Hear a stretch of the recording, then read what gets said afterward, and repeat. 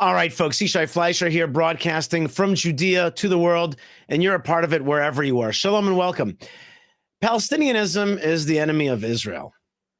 That's not surprising, right? It's just that sometimes that formulation isn't really out there. Palestinianism seeks to undermine Israel's narrative, seeks to replace it on its land, seeks to terrorize it and destroy it.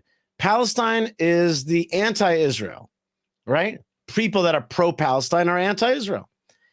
And we know that, and we know they terrorize us. The jihadists that use Palestinianism use the cloak of liberalism and progressivism to attack the Jewish state, to undermine our narrative, to undermine our rights, and to attack us physically and narratively, spiritually. We're under attack. But the thing is that Palestinianism is also part of a global moral decrepitude. A erosion of moral values around the world. My friend Rowan Dean from Sky News Australia has a great way of describing this moral decay that Palestinianism is leading together with progressivism. And I want to watch a video of him covering that in just a second. Before we get to that video, I just want to remind you that you could like, comment, subscribe to Yishai Fleisher TV. You could also become a member and check out our YouTube store. So it's all there for you. It's lots of efforts, lots of fun. And don't forget to check out the links below to support us, including buymeacoffee.com/Yishai and fightforisrael.org, fightforisrael.org. Here's my friend Rowan Dean, who I got a chance to be with when I was in Australia. I got to be on his show and continue to follow him and his good work and his critique of global moral decay. Here's Rowan Dean. Oh, so brave, so politically inspired, which brings me, of course, to the most disgusting performance at this year's Glastonbury Music Festival, the supposed cultural highlight of the woke year. Once upon a time, Glastonbury was all about the hot new bands and celebrating the icons of the past, but nowadays it's just hardcore, left-wing, pro-Palestinian propaganda. In fact, this year's scenes from the crowd resembled Gaza more than Glastonbury. But the low point was the performance by the repugnant rap punk group Bob Vylan, who decided to use the stage and the fact they were being streamed live to millions of kids to call for the death of Jewish men and women defending their country, Israel, from rapists and terrorists. Hi, but have you heard this one, though? Death, death to the IDF! Death, death to the IDF! Death, death to the IDF! These creeps were unfortunately not alone, and several other acts chanted or displayed their own grotesque Jew hatred. The BBC have been shamed, the local police are investigating, and commentators are pointing out, and I agree, just how sick and disgustingly woke Britain has become. By the by, for all those people who are labelled conspiracy theorists and racists for suggesting that the UK is being invaded by immigrants, Mr. Vylan also sings a charming little ditty called, quote, "I heard you want your country back, shut the F up," end of quote, a slogan he chants over and over again, presumably to get his point across. Mercifully, the Trump administration has stepped in and revoked the visa of these vile punk rappers who were due to tour the States later this year, and Bob Vylan have been dropped from gigs and festivals they were due to perform at in Manchester, in France and in Germany. Good, excellent. But the one point the woke Glastonbury bands, promoters, celebrities and crowds appear to have chosen to ignore is that it was at a concert very similar to Glastonbury with a very similar audience and similar bands.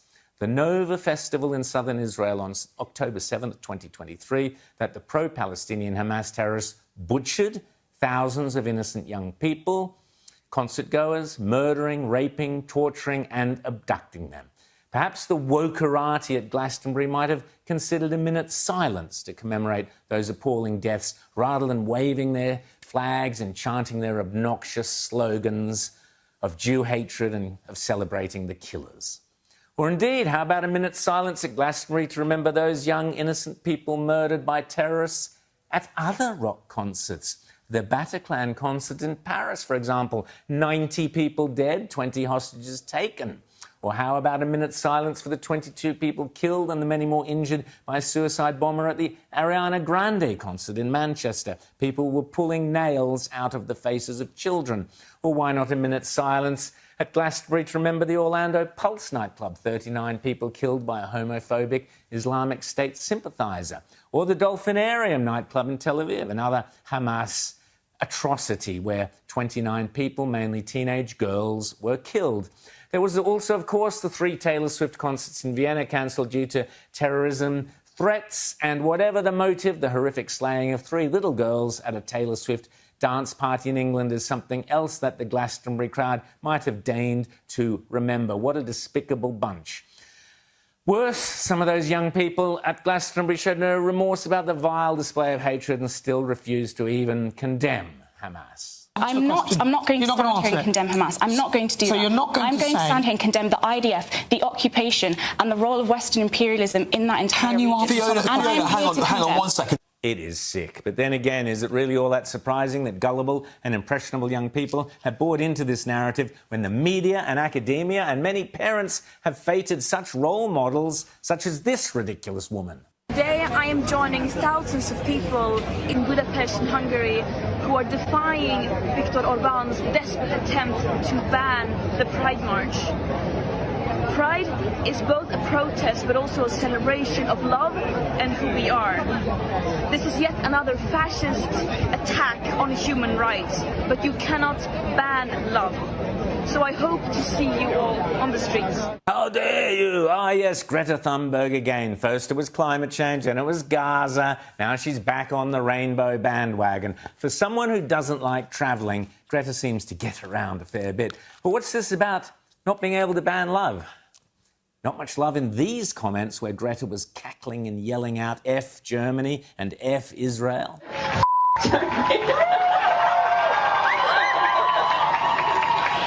Thank you very much, Rowan Dean, for those clips and that monologue, which really highlights the confluence of jihadism and progressivism. And you have like Greta Thunberg talking about pride, but wearing the jihadist cloak. Are they into pride? It's absurd, right? And yet that's one of the greatest mysteries of them all, which is the Jihad and Progressive Alliance, the Red-Green Alliance. It is a mystery. But the bottom line is that they both want the same thing, the dissolution of society, the dissolution of biblical values. And that's why they attack Israel. Israel's tiny, right? Israel's inconsequential, seemingly. But they know that it stands for morality. They know that it stands for biblical morality, and they want to take it down. And they've done a great job at making Israel not cool in the eyes of young people and in brainwashing a generation to love death, to love the death cults of this world. That's what it's about today, to be impressed with death cults. That's what it is to be a kind of, neo-Hitler youth. Sad.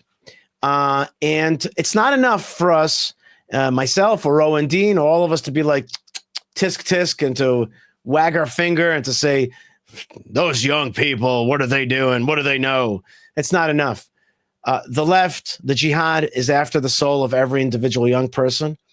And we've got to fight to make sure that we can educate young people and we can save their lives.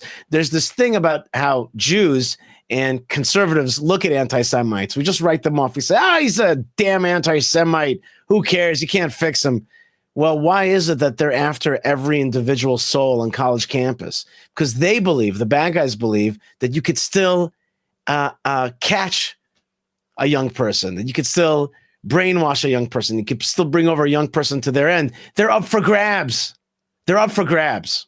And that's the way we should think about it as well. We shouldn't give up on people. We should realize that souls are up for grabs. And if Qatar is out there spending money in influence campaigns to teach hate, jihadism, progressivism, anti-Semitism, anti-Israelism, we should be out there doubly as hard, teaching a love of Zion. And the way we're going to do that is not through a small narrative, but a big one. It can't just be like, well, we're just trying to survive and, we got cherry tomatoes. Now it's got to be big. It's got to be Third Temple big. It's got to be big narrative big. It's got to be regional Abraham Accords and Abrahamic region big. It's got to be big. And that's what's going to catch the young people. And yes, we have a moral duty to make sure that young people around the world don't succumb to jihadism and progressivism. Yes, we have a moral duty to teach the book of Genesis. Yes, we have a moral duty to call out the bad guys' lies, They're brainwashing to hate, but we got to replace and supplant that hate with an amazing vision that's powerful, that's passionate, that's attractive. Yes, that is a moral imperative of our time. Israel, you have a moral imperative to be bright out there, to be an awesome catalyst, an awesome beacon that people can go to. It's not enough to be passive neutral, a little bit of this and a little bit of that. No. You got to go big. In this time, where God is revealing himself in the land of Israel, where the demand is for a third temple, we got to match that demand with a PR of bigness. And guess what? We're in charge of God's PR, the Jewish people. Like it or not, Israel stands for the Bible. Israel stands for God. Israel stands for morality. Israel stands for prosperity.